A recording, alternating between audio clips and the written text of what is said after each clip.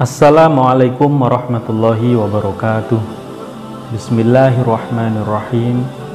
Sahabat sekalian, kali ini Aaz Ibad akan menyampaikan sebuah kisah dari Syekh Abdul Muhyi Pamijahan. Syekh Abdul Muhyi dikenal sebagai seorang ulama yang berjuang menyebarkan agama Islam di daerah Jawa Barat bagian selatan. Namun sebelum lanjut, jangan lupa subscribe channel ini, kemudian like, komen, dan share agar channel ini semakin berkembang dan bermanfaat bagi banyak orang.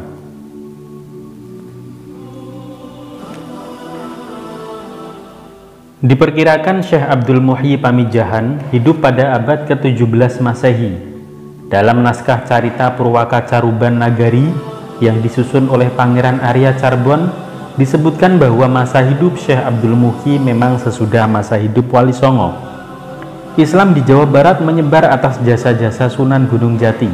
Akan tetapi semakin besarnya Islam di Jawa Barat juga berkat seorang yang dikenal sebagai Wali Allah yang banyak menyebarkan Islam di daerah Jawa Barat bagian selatan, yang kemudian terkenal dengan nama Syekh Abdul Muhyi Pamijahan. Menurut suatu cerita, Syekh Abdul Muhyi lahir di Mataram pada tahun 1071 Hijriah atau tahun 1650 Masehi. Ia lahir dari kalangan keluarga bangsawan, mengingat ayahnya yang bernama Lebe Wartakusuma adalah keturunan Raja Galuh dari Pajajaran. Masa kecilnya dihabiskan untuk belajar pada ayahnya sendiri yang kemudian mengantarkan Muhyi kecil ke Ampel, Surabaya, yakni ke pesantren peninggalan Sunan Ampel. Menginjak usia 19, Muhyi pergi berguru kepada Syekh Abdul Rauf Singkel di Aceh. Syekh Abdul Rauf Singkel adalah guru tarekat Satoriyah yang terkenal. Selepas dari Aceh, Syekh Muhyi langsung menuju Baghdad, kemudian melanjutkan ke Mekah. Setelah masa-masa belajar tersebut, ia kemudian kembali ke Ampel dan menikah. Ketika berada di Mekah, Syekh Abdul Rauf dan murid-muridnya sedang berada di Baitullah. Tiba-tiba Syekh Abdul Rauf memperoleh ilham bahwa di antara santrinya ada yang akan mendapat derajat kewalian, dan tatkala tanda itu telah tampak olehnya, ia harus memerintahkan santrinya itu untuk pulang dan mencari sebuah gua di bagian barat Pulau Jawa sebagai tempat bermukim. Ketika waktu asar tiba, tanpa diduga, seberkas cahaya menerpa wajah Abdul Muhyi, lalu cahaya itu menghilang. Kebetulan kejadian yang sangat cepat itu diketahui oleh Syekh Abdul Rauf, sehingga ia pun teringat ilham yang pernah diterimanya.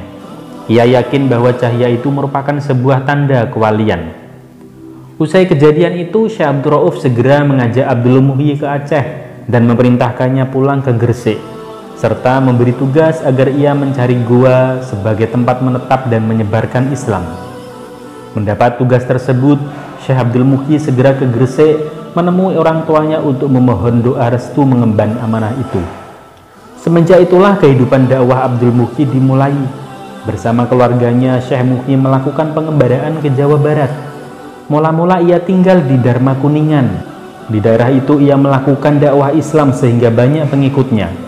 Kemudian diteruskannya perjalanan hingga sampai di Pamengpok, Garut, sembari menyebarkan agama Islam kepada penduduk yang masih menganut ajaran agama Hindu.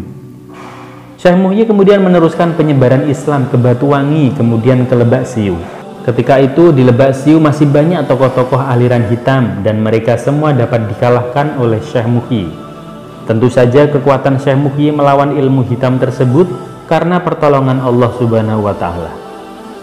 Disebutkan pula bahwa Bupati Sukapura meminta bantuan kepada Syekh Muhyi untuk menumpas kekuatan hitam Batara Karang di Pamijahan. Dan kekuatan hitam Batara Karang tersebut bisa dikalahkan berkat kesaktian Syekh Abdul Muhyi. Setelah itu, Syekh Muhyi memilih berdiam di Gua Saparwadi, Pamijahan, Tasikmalaya. Di sini Syekh Muhyi menyebarkan Islam melalui ilmu hikmah yang mampu mengalahkan kekuatan sakti lawan. Di dalam gua ini pula pendidikan kader dan suluk tarekat Satoriyah diajarkan. Kemudian Syekh Muhyi pindah ke Kampung Bojong yang terletak 6 km dari Gua Saparwadi. Di kampung ini dia mendirikan pesantren dan masjid sebagai pusat penyebaran Islam di daerah Pasundan Selatan.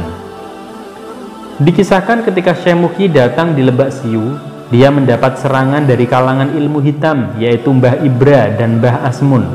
Keduanya adalah tokoh ilmu hitam yang merasa terdesak dengan keberadaan Syekh Muhyi yang menyebarkan agama Islam di sana.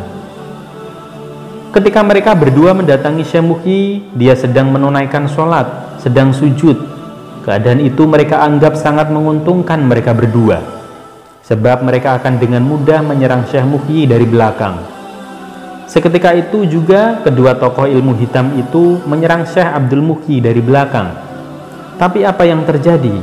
Karena karomah Syekh Muhyi, kedua orang yang akan berbuat jahat tersebut tiba-tiba tertegak kaku. Kaki dan tangannya seakan tidak bisa digerakkan. Mereka kemudian mematung. Setelah Syekh Muhyi selesai sholat, dia terkejut saat melihat ada dua orang berdiri tegak bagaikan patung di belakangnya. "Mengapa kalian berdua mematung, tidak bergerak?" tanya Syekh Muhyi. "Kami bermaksud akan membunuh engkau, tapi mendadak badan kami tidak bisa bergerak. Maafkan kami, Syekh." Syekh Muhyi pun segera berdoa kepada Tuhan, dan seketika itu pula mereka terlepas dari kondisi mematung itu.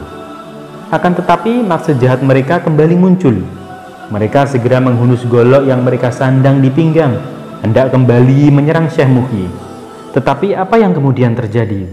Begitu golok diambil dari warangkanya, dari sarungnya, golok itu ternyata tidak bisa mereka ambil. Sebab golok itu terus-menerus memanjang sehingga golok itu tidak keluar secara sempurna dari sarungnya. Dan tentu saja tidak bisa digunakan untuk menyerang Syekh Muhyi. Mereka berdua akhirnya menyerah kepada Syekh Muhyi dan bersama seluruh anak buahnya mereka menyatakan diri masuk agama Islam.